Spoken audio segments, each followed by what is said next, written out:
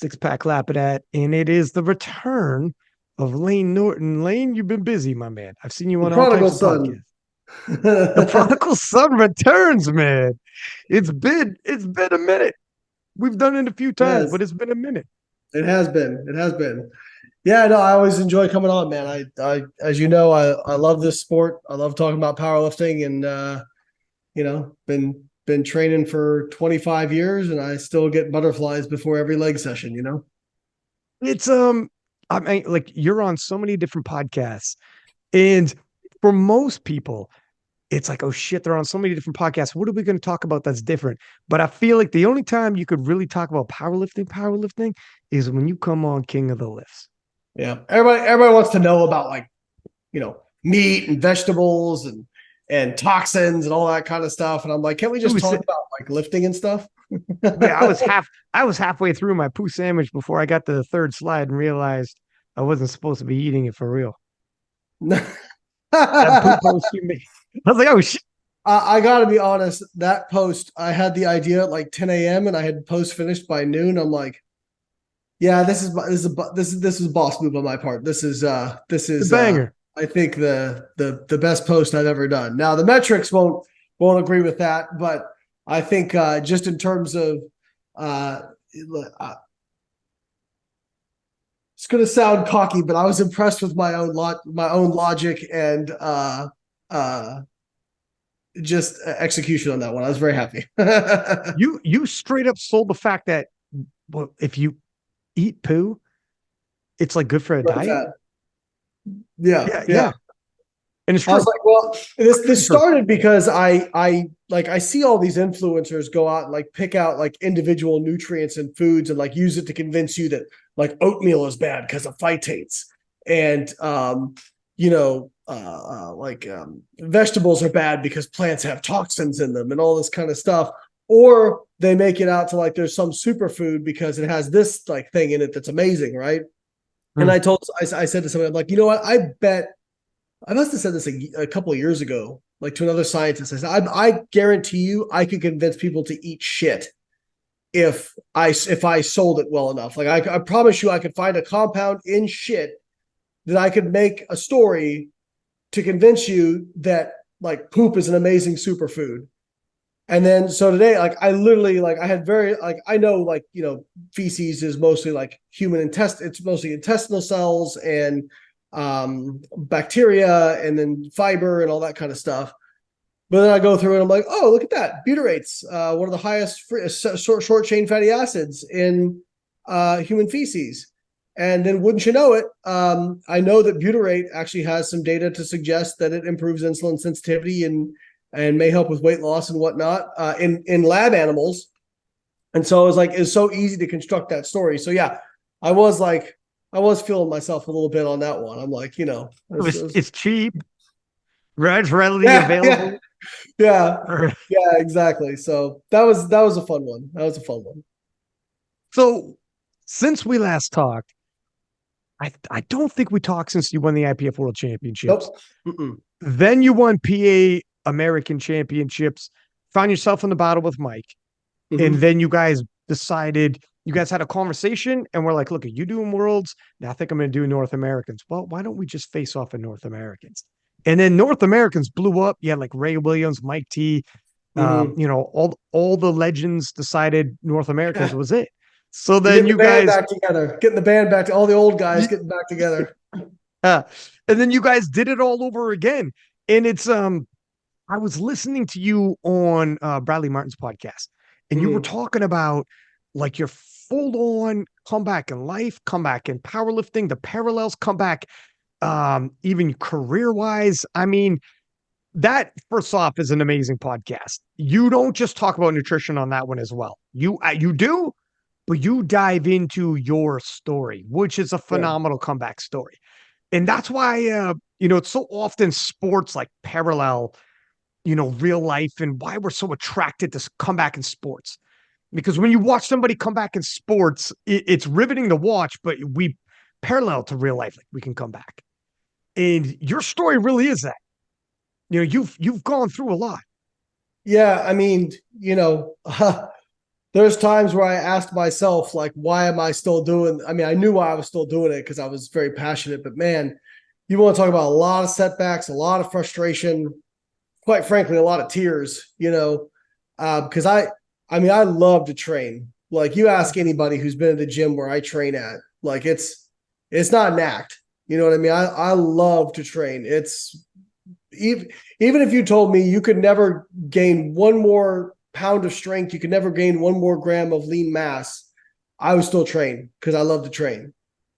And so, for those who aren't familiar, just to give a real quick and dirty kind of background, um, I had some success in powerlifting and like some of the smaller organizations, and then started lifting with USAPL in 2013. And that's back when I was kind of doing powerlifting just as something to do in the off season from bodybuilding.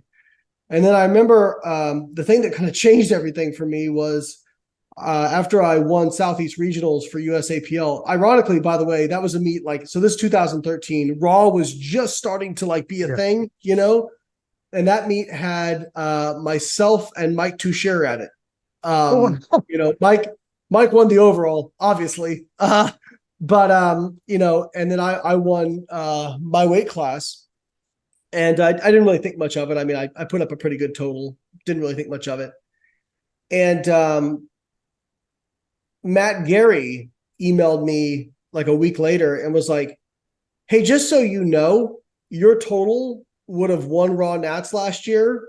So let me back up. So this is when they still had the 100-kilo weight class, but they were switching over to 93 or 105, right? So Matt actually sent me the information in the 105. I'm sorry, he didn't say I would have won. I would have gotten second place. He's like, you would have gotten second, and you would have been seventh in the world with your total right now. And I was like, huh, that's weird. He was like, are you going to do Matt Gary? Did you know who Matt Gary was? I knew of Matt Gary because Ben Escrow and Mike Zordos had both coached me. So I think that meet that I did, it was at FAU. So Mike actually helped promote it with Robert Keller. And I think Mike was coaching me at the time, if I recall correct. No, that's wrong. Ben was coaching me at the time, but Mike had coached me previous to that. Mike, for those who aren't familiar, Dr. Mike Zordos is a professor at FAU and has done some phenomenal research on powerlifting and periodization training. And Ben was a close friend with Mike and a close friend of mine. And obviously now anybody who's in IPF knows who Ben Escrow is. If you know anything about like some of the top coaches, Ben will never toot his own horn, but if you want somebody on that wall on game day, Ben Escrow is on the Mount Rushmore of game day coaches. And so, I kind of emailed Ben. I was like, hey, nationals are in Colorado. Why don't we do nationals? And he's like, okay, sure. Yeah. So, and he at that time really didn't have a great understanding of like what we were getting into. I think the year before that, Raw Nationals was like 100 people or something like that. And I remember going to Raw Nationals in Denver, and it was like, this time it was like 500 people, and everybody was really buzzing about it. They're like, man, there's going to be 2 platforms. It's crazy. Now before COVID, I think, Raw Nationals was getting like 1,100 lifters or something dumb, even with pretty decent qualifying totals. So went to this thing, and, Ellis McLean was the previous year champion, had finished, I think, third at Worlds the year before. And yeah, that's right, because Christoph had won and Buyani had gotten second and Ellis got third. And, as I was training for that, I was like looking at Ellis's totals, and I'm like, yeah, I think I can hang. I think I can, do this. But I was kind of like nobody going into this thing, in terms of powerlifting. Like people knew me like, oh, this guy's a bodybuilder who's trying to do powerlifting. And actually, it was funny because I came out and hit my first squat at nationals, and Gino was the announcer, and you could hear Gino on the mic go, "Who is this guy?" Because I was like the last squatter in the flight, and he's like, "He's got a PhD," And so for the last squat, it was I can't hear it because I got my headphones in, but Gino from that day forward always referred to me as the bio Layne, because as I was like coming out, he's like, "You're not in the fast lane, you're in the bio lane." Oh Um, God. and ever since then, he referred to me as Biolane. So I won. I ended up winning that nationals. I won next year's nationals. I won the Arnold in 2015. I finished second at Worlds and set a world squat record at the time, which was 303 kilos. Obviously, in the 93 kilo class, that's been broken a bunch of times since then. But got a silver medal overall, and felt like, okay, I'm on the cusp here. Like maybe I could win a world championship, especially when like Christoph moved up to 105. It's Right. like, all right, maybe I got a shot here. And in January of 2015, that's where a lot of issues really started. So I'd had a couple of like back, like back issues. Like I getting ready for Worlds in 2015, I had to stop squatting and deadlifting for about 4 weeks, and couldn't really start squatting and deadlifting until like 6 weeks out from Worlds, which was kind of daunting. But in January 2015, January 2016. So this was getting ready for Worlds in the USA. It was in Killeen, Texas. So I was really excited. My whole family was going to come. And I was on vacation in the Florida Keys, and I was going to some hole in the wall gym there. And this is before Layne Norton knew about like the concept of, hey, maybe auto regulate a little bit. It was that number's on the sheet, and we're going to hit that number. Oh Um, God. and I think like I never got formally diagnosed, but looking back, I'm pretty sure I tore a muscle in my hip because it was a very acute. Like I felt like a burning sensation in my left hip. And then, um, you know, of course, tried to plow through it over the next few weeks and made it worse. Went to a orthopedic.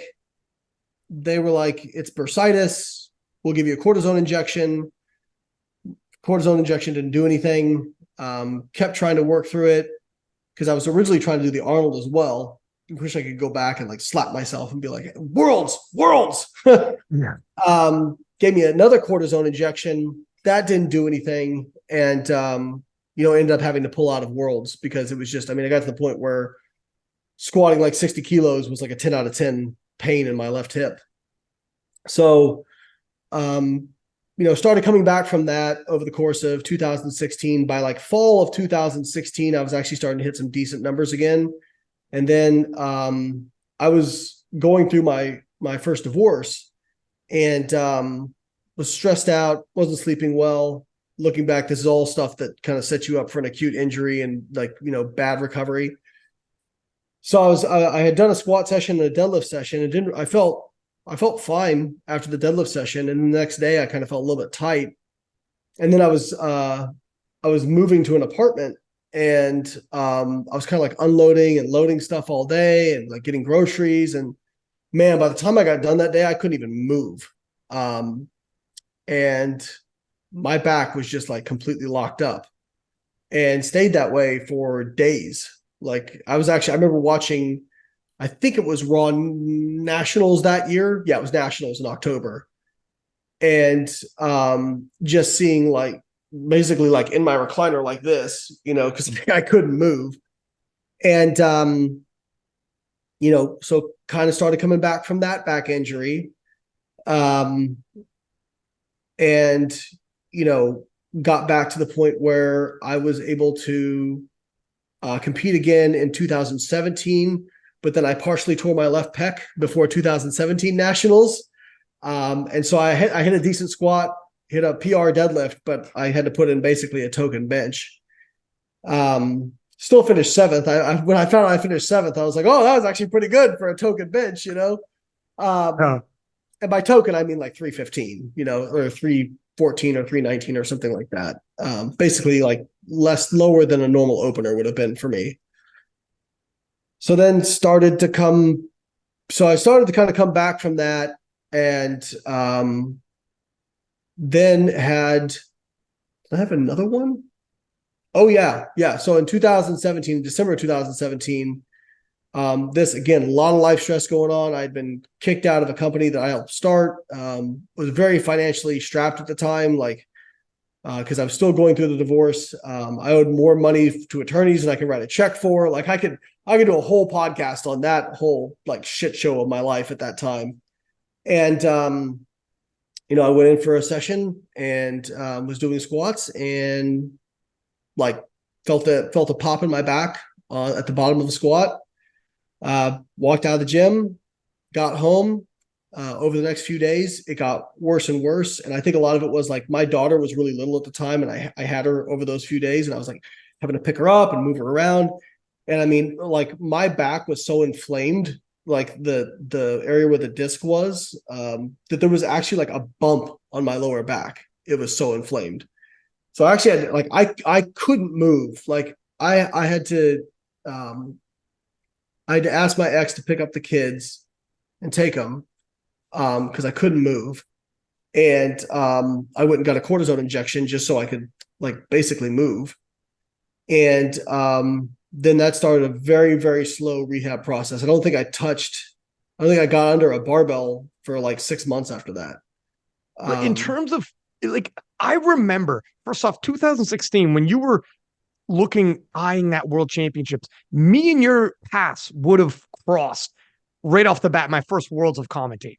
And remember you, I remember you coming from bodybuilding. I remember at the time, we have a lot of new fans since then, but how big your social media presence was. And we didn't have a lot of that yet. This is before Russell Ortiz. And this is like, that was before King of Lifts just started 2016, just letting people know how important it was you coming and ushering that social media. And then for you from 2016, never fully getting on track. It's kind of weird. Today is literally the darkest day of the year. And you can look at it two ways. It's the darkest day of the year, but you also, which is tough. Okay. But you also know tomorrow and every day after that only gets brighter every single day. A little bit.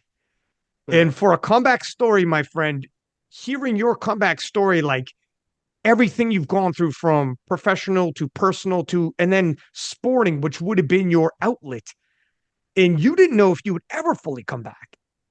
No, I mean, like that back thing, it took probably about a full calendar year before I was like actually squatting or deadlifting anything that like meant anything, that was so hard. I mean, I was doing rehab stuff every day, but it was like to stay engaged, but I still stayed consistent with my nutrition. I still did all the rehab stuff, and I ended up coming back to nationals in 2019 as a 105. I decided to go up weight class, just thought maybe I'd be a little more durable at a higher weight class. Did okay. I think I finished like 11th or something like that, which I was happy with, consider all things considered. And then decided, okay, I'm going to drop out down to 93 for a couple of reasons. One, because I felt like, I did feel like I could be competitive at that weight class. And quite frankly, I work in the fitness industry. If you're leaner, it's better. Like as sad as that 100%. is, like if I got abs, I can sell more stuff, as sad as it is. And so came back down, and it was like 2020 actually. Yeah, like halfway through 2020, I was hitting some pretty decent weights in training. I was like, okay, here we go. And then my right hip started acting up. And actually at the same time, my lower back started acting up. Not the same, it wasn't the same pain I had dealt with before. It was very strange. It was, all my previous back injuries, it was like the aggravation would be at the bottom of the lift. This was like no pain until the top of the lift, but only if I squatted below parallel. If I squatted above parallel, when I came to the top, I didn't have pain. It was the weirdest thing. And I still deal with it off and on to this day, actually. But the hip thing and that back thing, that was like probably almost 2 years, especially the hip thing. And what really made the difference was, one, I hired Zach Robinson, who's been my coach since in terms of programming. Ben's still my game day coach, but Zach does, quite frankly, just an absolute phenomenal job of programming. And I mean, he really had to work around a lot. He had a lot of stuff to do with. They were on the podcast. You heard the podcast and you were like, I'm going to freaking reach out. What was it that you heard? Yeah. So I heard Zach and Josh were both on the podcast, and I just really liked the stuff that they had to say. Made very logical sense. Was very data driven. And now like they actually, Zach just published a meta-analysis that very much supported what they were saying about like lower RPEs for volume. Mm. Um, and and they were students of Mike Zordos, and I know Mike. Uh, Mike knows more about like the science behind getting strong than probably any human being on earth. And so I was like, all right, if they're in his lab, like I just remember when I was the sharpest as a coach, it was when I was competing in bodybuilding, I was doing my PhD, and I was coaching people. That was when I was my sharpest. And that's where Zach was, and Josh. And so I'm like, all right, this seems to be a good fit. And we had a Zoom call, and I really liked them. I liked what they had to say. So anyways, we had to work through this hip thing, and I basically like started doing exposure therapy on it, which was, I couldn't do a full squat at normal speed with heavy weight. I just couldn't. Like, it was too painful on my right hip. So what I started doing was I said, okay, well, what can I do that's analogous to a squat that will help me get stronger and desensitize myself to this pain? So I actually started with like really high pin squats with tempo and pause at the bottom, right? So we're talking like 6 inches above parallel. And every week I would add a little bit of weight, or I'd take the pins down a little bit. And I got to tell you, within 16 weeks, I was squatting not like super heavy, but I was squatting below parallel with almost no pain. And so that methodology really worked for me very well. And then Zach is just a master at like, now we kind of know, like we know, like, okay, once we get up to this level of volume, we're going to have to be ready because something may get aggravated and we'll have to back off a little bit. I did the same thing. I partially tore my adductor. Well, I don't know that for sure. I didn't get an MRI, but I felt it pop in January. Actually, the week after we got together when I was in Kelowna. oh wow. I was deadlifting 300 kilos, and on my second rep, felt it pop, and burning sensation, got tight, all the indications of a strain. And I did the same thing with exposure therapy, did high deadlifts to pins, all that kind of stuff with light weights. Within 8 weeks, I was back deadlifting pretty much normal. And within 16 weeks, I had absolutely no pain from it. And so like, that exposure therapy just really worked for me. I wish I'd known about that, how to implement that back in the day. So well, first off, for you to come back after so long, you just refuse to accept I'm out. Like, it's over. It's done. How many Man, people would have? I gotta tell you, like when I was doing with that hip thing that started in 2020, I'm like, oh, well, here we go again, Yeah. and then it got well enough that the split between the IPF and USAPL had happened, so I decided I was going to go with Powerlifting America. Not, I have a lot of respect for USAPL. I have absolutely no issues with USAPL, and in many ways, I respect the decision they made. But for me, it was just I want a path back to IPF Worlds, and the 93 kilo class fits my frame better than 90 or 100. 90 is a big ask for me, and 100 is just I don't get that much stronger going above 95 or 96 kilos.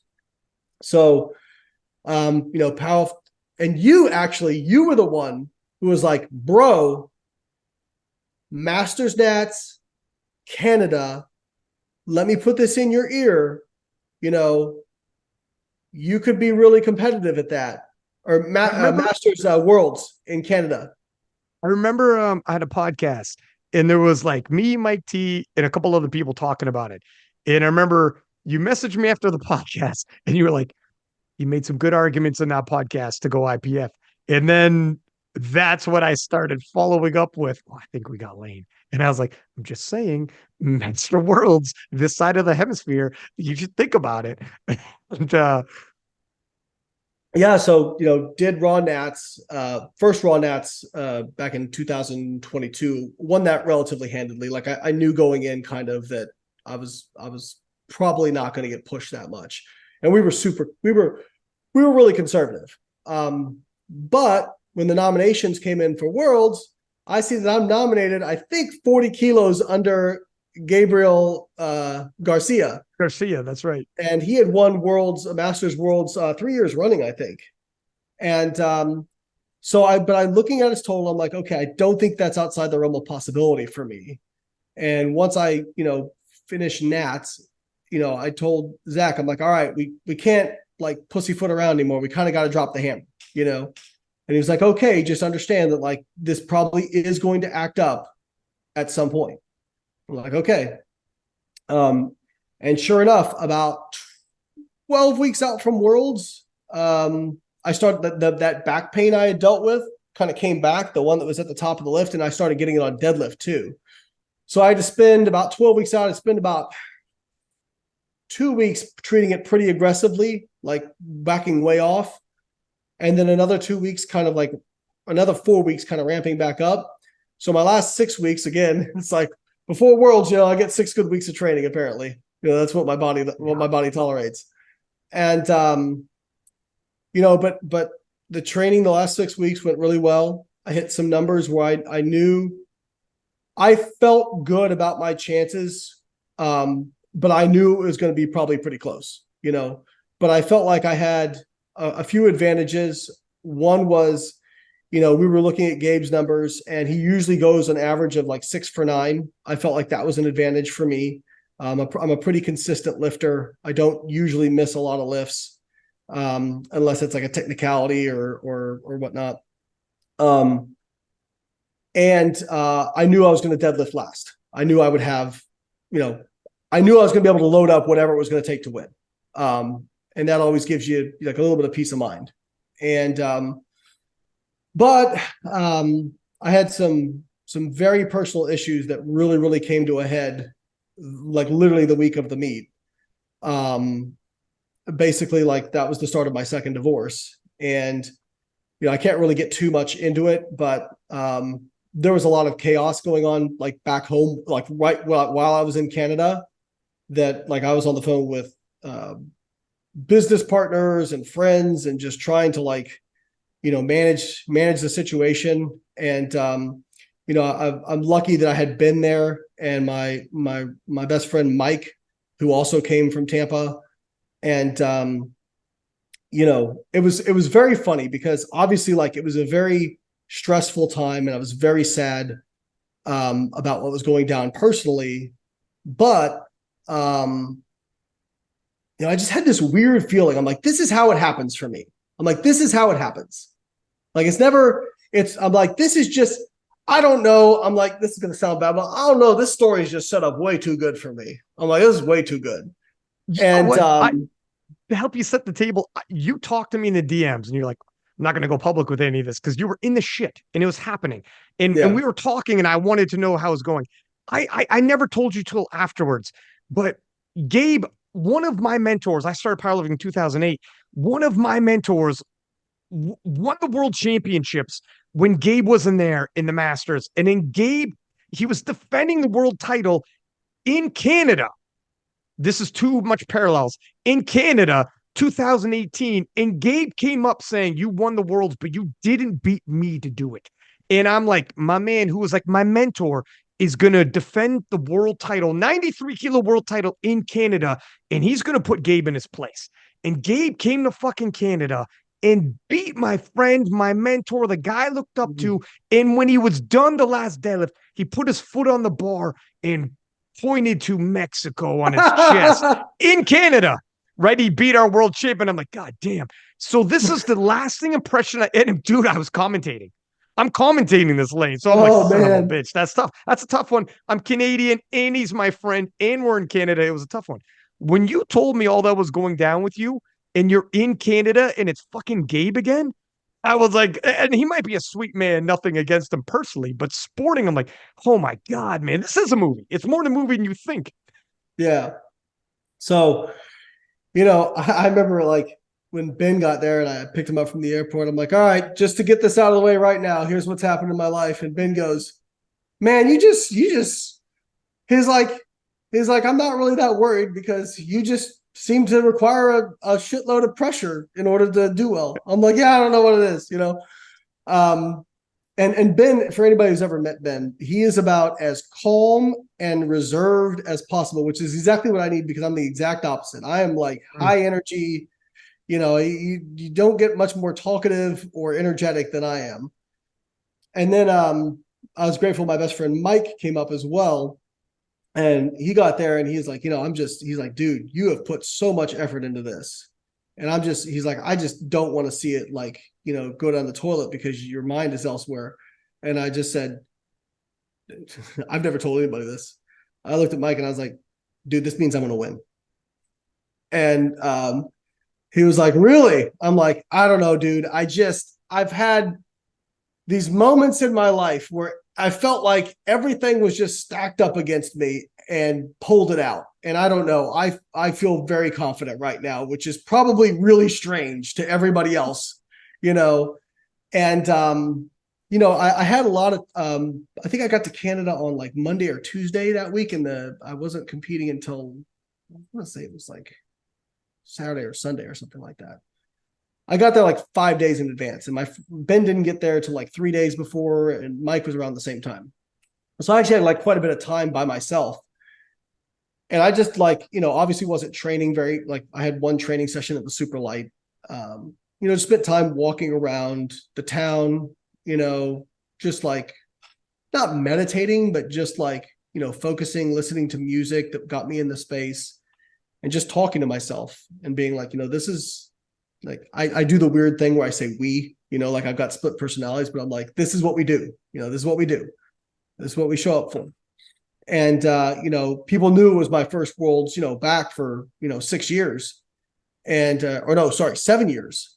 Yeah. And, I like, this is 7 years of work to get back here. And, they're like, how are you feeling? This and that. I'm like, no matter what happens, I can tell you, I'm going to be the happiest person on that platform tomorrow. Like there's no question in my mind.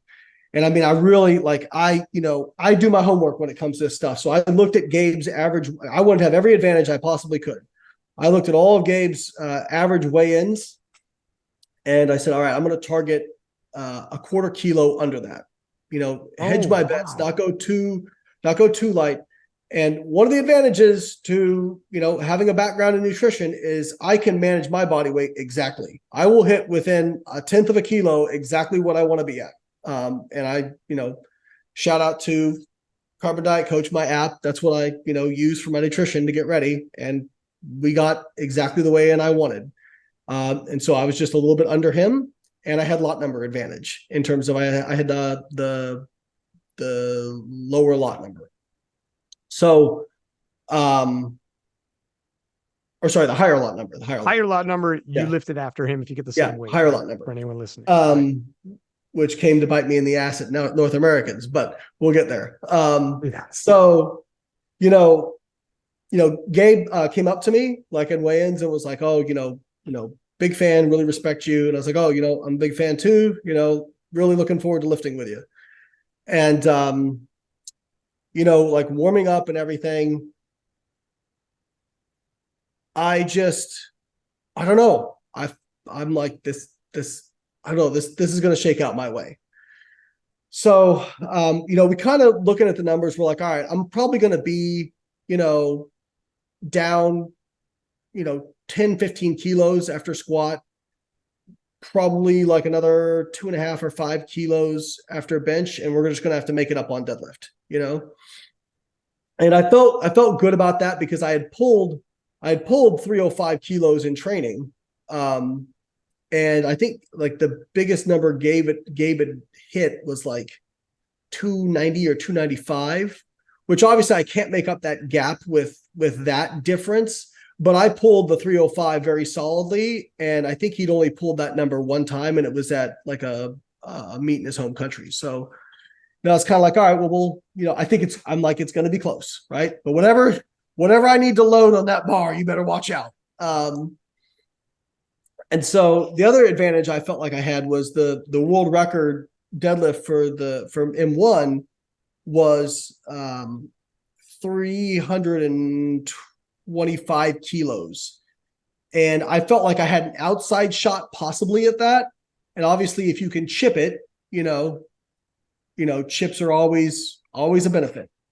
But I guess looking back, I just needed to tie based on body weight, so the chip wouldn't have really mattered. But anyway, so we go out for squats. I hit all three of my, well, I hit my opening squat. He hits his opening squat, hit my second squat, and then he misses his second squat. And I look at Ben, and I'm like, Ben's like, let's go. I'm like, all right. So went out and hit my third squat. And he missed his third squat. And so we were only down on squat by like, I think 5 or 7.5 kilos. And I'm like, oh, 7.5. Yeah. I'm like, here we go. You know, like this is, I can tell you, I was never the strongest person at the meets where I won my 2 national titles in the open.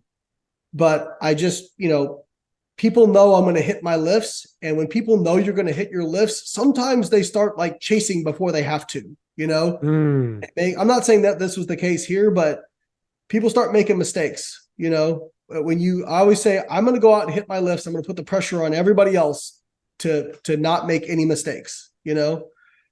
So then when it came to bench press, we both hit our openers.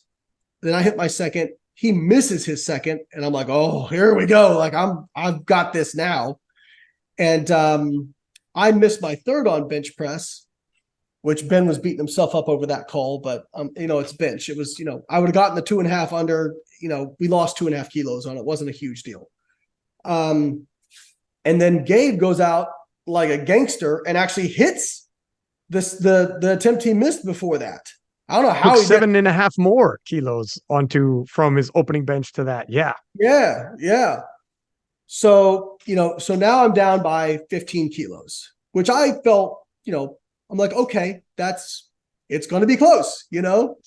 And, yeah. And I wouldn't have it any other way, you know? And so it's funny because I had my headphones in, but they were off.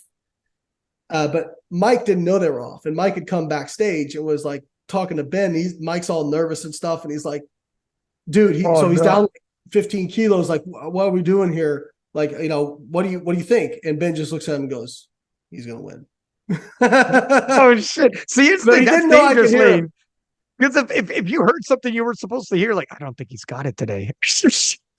Well, then I just got pissed, you know? Yeah. But like I had finished my last deadlift, my last warm-up deadlift. And I'm like, you know, I'm hyped out of my mind at that point, you know, and you know, I walk up, I fist bump Gabe. I go, let's give him a show, you know? And I think it might've kind of like been like, what the hell? Like, why is this? He's like, you're losing, sir. He's like, you're behind 15 like, kilos. Like, here we go. So we both go out, hit our opener deadlift. He hits his second. I hit my second, and now we're tied. Okay. So I go to Ben and I'm like, all right, we're tied. If he misses his third, I win on body weight. So if he misses his third, we load the world record deadlift because YOLO, right?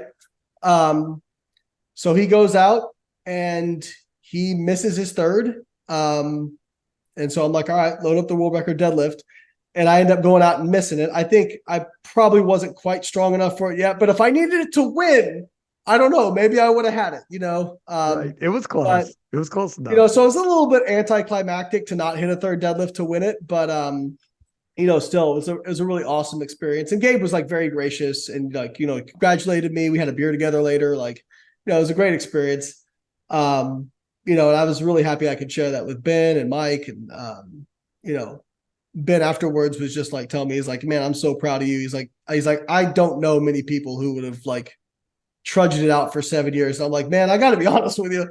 There were times where I wondered if I was fucking crazy too, you know, like if it was like, let's just, you know, maybe everybody else is right. And I just need to set this thing down, you know, but it's kind of like when I was younger and I had really skinny legs and I had made this commitment in my mind to myself.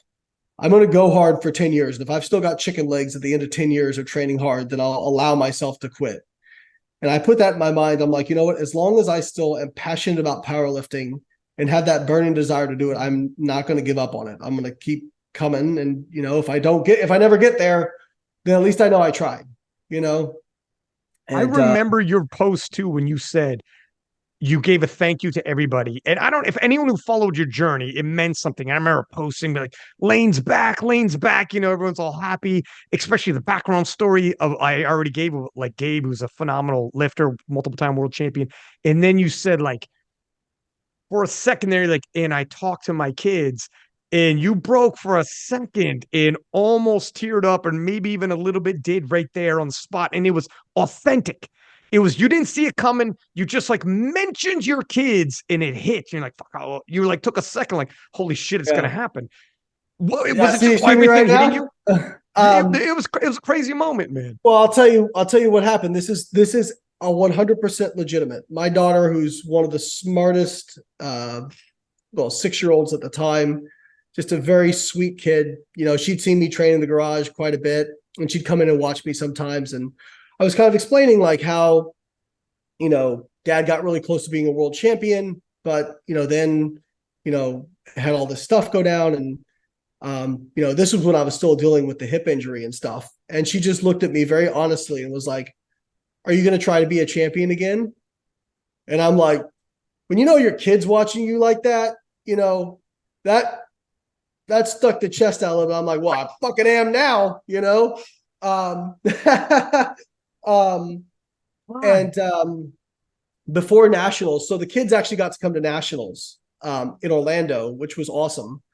In fact, Livia, when I hit my last deadlift, she like rushed the platform. You know, you're not supposed to do that.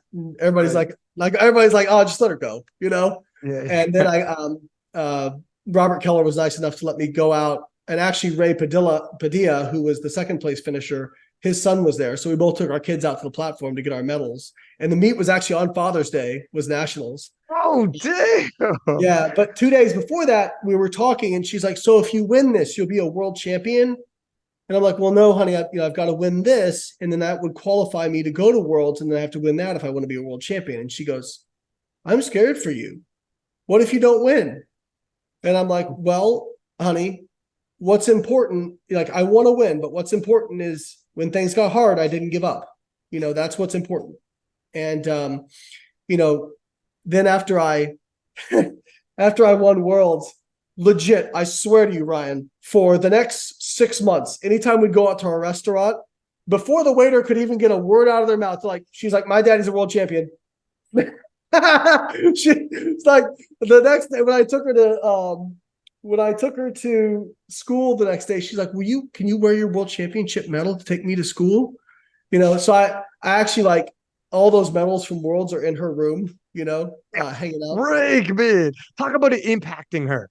You know, seeing like your story about everything you've been through leading into that, and she watched you training to come back and seeing the strain, like she ain't gonna forget any of this.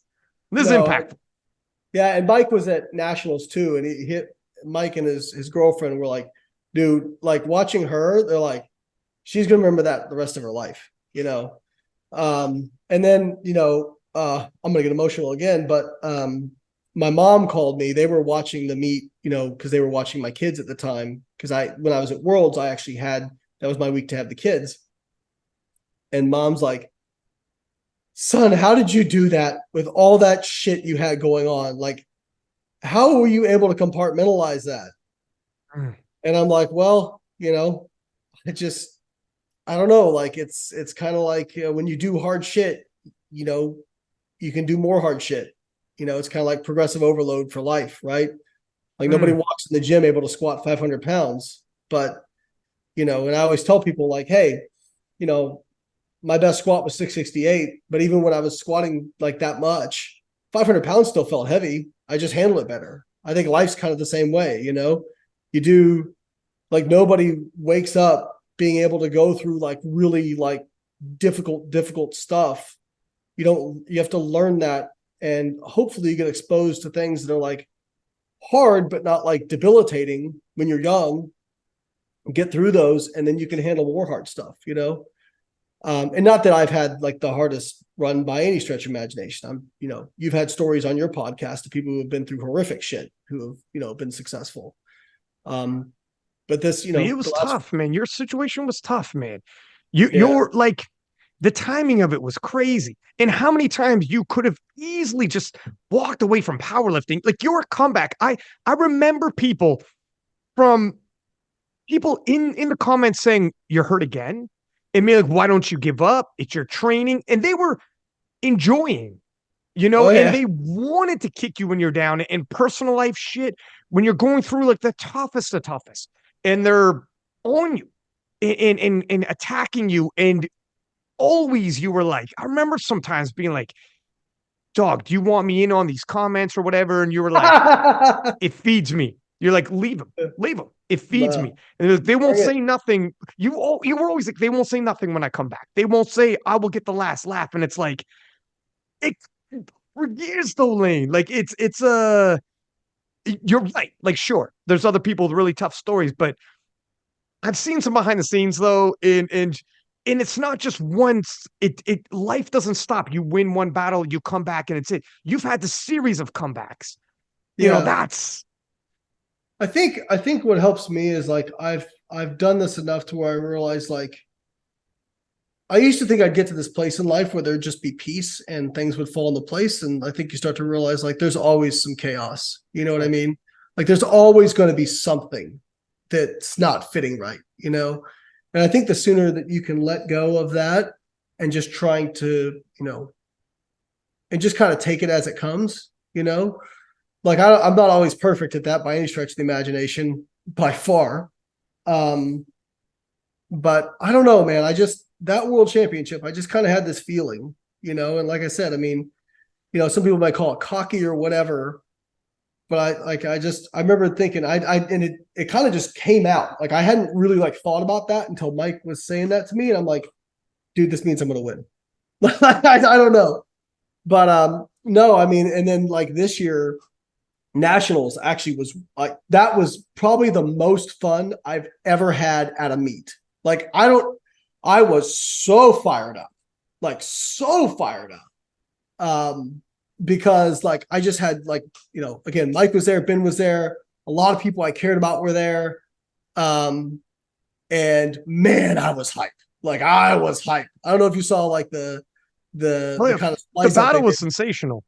Yeah, so it was Michael Garazzo, and he had aged into the Masters, and I was looking at the numbers that Mike had hit. I'm like, oh, this guy's good. Mike's Yeah. good.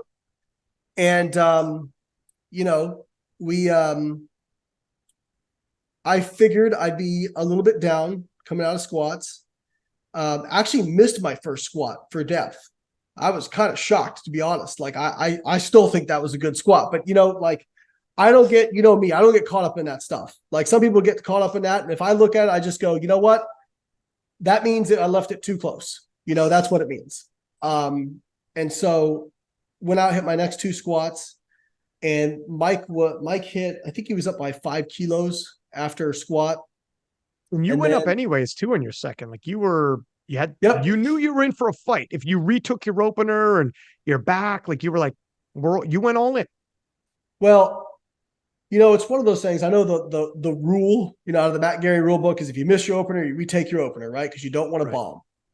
But I'm like, I know what this is going to come down to the last deadlift. And if I put myself too far behind, and I mean, I know I've got the strength, I know I can execute. This was just a miscalculation on the depth. And like I said, I didn't agree with the call, but that's how it goes sometimes. I came off that squat, and Ben was like, "What do you want to do?" And I said, let's take the increase, but we always have like a conservative, a planned, and then an aggressive, depending on how I'm feeling. I said, let's take the conservative increase. So that's what we did. Nailed it, then nailed my third. Ended up hitting just like right around just under what we had planned on. And, but I was down, I want to say 5 kilos on squat after that. Yeah, you hit 275. So you took a 15-kilo jump for your second. No more conservative after that. You had to Yeah, cover some yeah. ground. But, So and then Mike's bench was a little bit under mine. I think after bench I was down 2.5 kilos. So I felt pretty good because I felt like I would have the bigger deadlift. And I think I had body weight advantage as well. And so anyways, we both hit our first and second deadlifts, and then it comes time for third. He puts in a number, I put in a number, we play the gamesmanship stuff, you know. He goes out, misses his third, and so I need 315 kilos to win. And man, I don't think I've ever been more fired up for a lift than that one. Like, I don't know what it was. It was just like, I'm like, here we are. Like, last deadlift, I get one more battle like this. Like, I never thought I'd get this again, you know? Like, I just like this chances to do this, you know? And yeah, so went out and crushed it, had quite a bit in the tank. Actually, Mike, it was funny. He was like, dude, we watched you do your opener deadlift, and we're like, he doesn't have that much more in the tank. And I'm like, oh no, I'm a slow puller, baby. Like, it always looks slow with me, you know. He's Right. like, and all your attempts got faster, you know. So Yeah. that was so fun to win that way on the last deadlift, you know. And then, you know, obviously qualified for Worlds, but you know,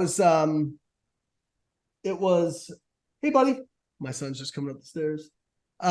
It was, you know, I was looking at Worlds. Worlds were in Mongolia. Gabe wasn't going. Mike wasn't going. None of the top guys were going. You know, if I went to Mongolia, and I like, listen, I didn't go, so I'm not saying that I would have won, because anything can happen, right? Mm. But my next closest guy, I think his best total was like 50 or 60 kilos below mine. So I would have had to have a pretty epic blow up to not win. So I was looking at that, and then Mike's like, you know, I'm gonna do North Americas. I'm like, oh, okay, cool. That's in Cayman's, you know. And then he was like, yeah, Gabe's doing it. And then my juices are like, okay, this is like in my backyard. It's an hour and a half flight, and the two top guys in my weight class are doing it. Right. I'm a bitch if I don't go. I mean, I'm like, yeah. to me, this is the world championship now. Like, if I had not gone there and I went and won Worlds, I think I'd have felt pretty damn hollow, you know? And so I decided to do North Americans instead. And, you know, my training had gone really well for it. And then I got sick the week of the meet. And I'm like, oh, you got to be kidding me, you know? So, like, my friends are sending me stuff. They're sending me, like, you know, immune stuff. And I just rested, got myself right. And, you know, meet day, it was funny because, like, dude, my nose was so stopped up, I could barely breathe. I had a bottle of the 4-way nasal spray. And like in between every attempt, I'm like, you know, just so I can breathe through my nose. And so went out, and man, like, I was on that day, and so was Mike. Like, that was Both did phenomenal. oh yeah, like, and so this is the one time in my life a lot number had ever come into play. So Mike had lot number advantage. I think I had body weight advantage, but he had I have it here. That's right. You had body weight and he had lot number. I can't see the lot numbers here, but you definitely had body weight.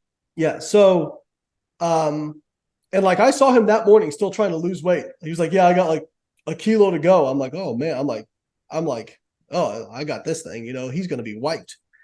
And,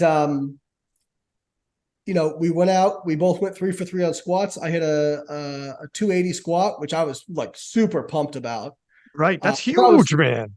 I thought it was cool that Travis Ortmeyer was the spotter too, because I'm coming out and like, Travis is like a berserker like me whenever he competes, you know, in strongman. And so I'm coming out, and Travis is like after my first lift, he's like, hey, can I get after you? I'm like, yeah, get after me, you know? And so he's like yelling in my ear and stuff when I'm going out there. So I hit mine. I think Mike hit. He hit 282.5. So we just right. slightly nudged ahead, which is very strong for him. Yeah.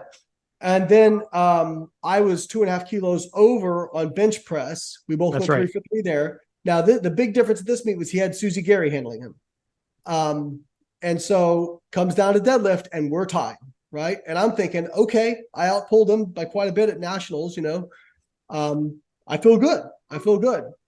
And he just had the meet of his life, man. He really did. And I mean, to be frank, I had a great meet too, you know, like I had a really great meet. So we both go out, we hit our first and second deadlifts. We're tied going into third, right? And so, you know, he's got lot number advantage. And I'm telling Ben, I'm like, all right, do we want to put in a high attempt or whatever? And Ben goes, dude, we're not going to bluff Susie. Let's just pick a number. It's fucking and I'm Susie like, Gary. yeah. I'm like, yeah, you're right. You're right. So, we landed on, so these were North American records, so we could chip. What was it? 706. So that was 320.5 was your final pull. 320.5. Yeah. So I was super excited because that'd be the first 700-pound deadlift I'd pulled in 4 years. And only 10 pounds under my best deadlift at this body weight.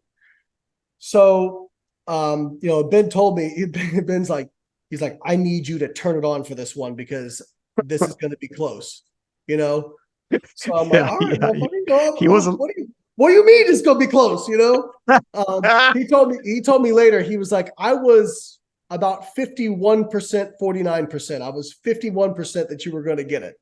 Oh my gosh. But we knew based on what Mike hit his second at that, like, we were going to need it, and so for those who aren't familiar, lot number, the reason it matters in this scenario is Mike was always going to pull second because he could, whatever number I put in, he could just put in the same number. If I miss it, he wins. Or sorry, if I miss it, all he has to do is pull a half kilo over whatever our second was. Right. If I hit it, all he has to do is pull a half kilo over what I just did. Right.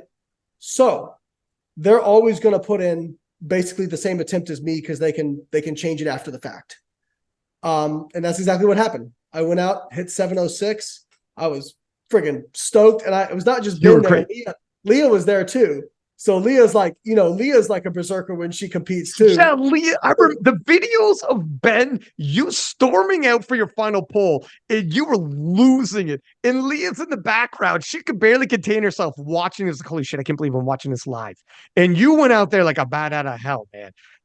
Storming out for this. You were not going to be denied that final pull. Oh, no, I was going to hit it. So I hit it. And then Mike goes out and hits 707 and wins, And I mean, like, full credit, dude. I don't know if he'd ever gone 9 for 9, like at a big meet like that.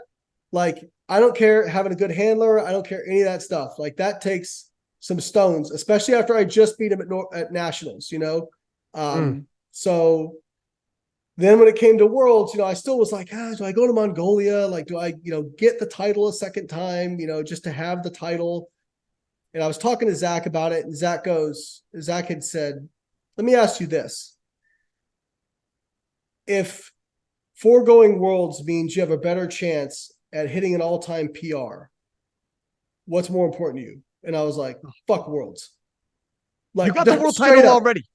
I'm like, if I could, after everything I've been through, if I could hit an all-time PR on one lift or even on a total, that would be the most incredible thing I could. I don't even give a damn if I finished 15th. If I hit an all-time PR total.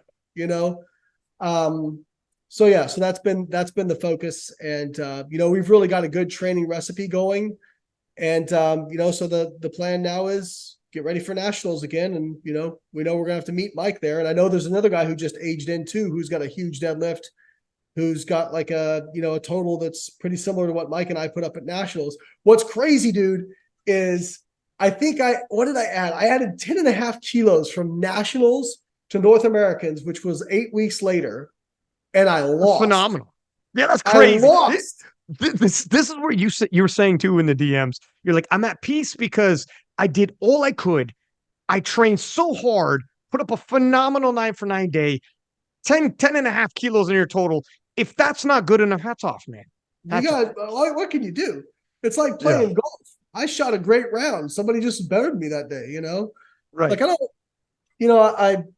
the Kobe Bryant had a quote, and I'm going to paraphrase. I might butcher it a little bit, but he said, you have to just fall in love with the process, because no matter what happens, if you win, it's great, but you got to go back and do the same thing over again in training the next day, right? If you lose, it sucks, but you got to go back and just do the same thing over, right? And so winning, if you string together, like, if you do the things you need to do, you do the work you need to do, and you're consistent with it, winning tends to be a byproduct of that, right? But it's not always going to happen. Mhm. So I tend to I look at that stuff as, did I come in and execute what I had planned to do? And worlds, nationals, North Americans, I that was the best I could have done. I mean, I missed the bench press at Worlds, whatever. I missed my third deadlift, but that was just because I YOLO'd because I'd already won. I missed an opening squat at nationals, but went back. I mean, it was funny. I think it was something like Matt Gary says, if you miss your opening squat, it's what, like 80% you'll miss another squat. Right. And Ben actually told me after that meet, he's like, dude, you're just unshakable. He's like, this might be the proudest I've ever been of you, to go out and miss your first squat and not even be the slightest bit rattled. In fact, I think after I missed that squat, when he asked if I wanted to go up and I said yes, I'm like, now I'm going to go out and hit every other lift and show him how we do it. Right. And Right. so, I think between me and Ben and like with Zach's programming now, I just feel like super confident about how I do things. I mean, Mike's going to be tough. I've seen the weights Mike's been hitting in training. He's been hitting some massive weights in training, but I don't know. I feel like I still got a few PRs left in there. So we'll see. If you can get to 800 kilos, I will die. If you guys both get to 800 kilos, that's insane. We both were. That's what we were talking about. We're like, Oh my God. yeah. Oh, I mean, I'm super excited to watch it. I want to be mindful of your time. I know I got to let you go here. You got a busy schedule. Before I let you go, real quick, what were your thoughts on Sheffield and this year's powerlifting? How crazy was that? How happy are you that all this is happening now? You're back into the swing of things, and I love it. But honestly, like, this is going to sound cheesy, but it's the absolute truth. What I missed most was the community. I've told you this. Like, I love the powerlifting community. Like, I have never had a negative experience with another competitor. I'm sure it's out there. There's dickheads in any, in any population, right? But for the most part, the powerlifting community is so supportive. And I just love being a part of it, and I don't know what to say. Like, I'm just so grateful that I get to train hard again. That for me is so therapeutic. Like I always say, when I can lift heavy, everything else seems lighter. Life seems a little bit lighter. And maybe one day I'll wake up and I won't be passionate about this shit anymore, and I'll hang it up. But it certainly hasn't come yet. Because I still, to this day, I mean, I've had to take a few weeks off right now.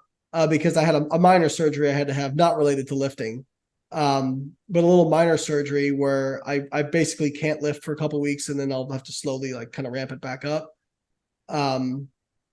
But I'm just like, I'm chomping at the bit right now to get back in the gym. I'm like, I can't wait until I can load up a heavy squat again. It's just, I don't know what to say about it. It's my longest running love of my life is, my friend Paul Ravella says, I gripped a barbell one day and little did I know it was the barbell gripping me, and that's kind of how it's been for me, Listen, I want to, hopefully I see you again. We commentated at PA Nats.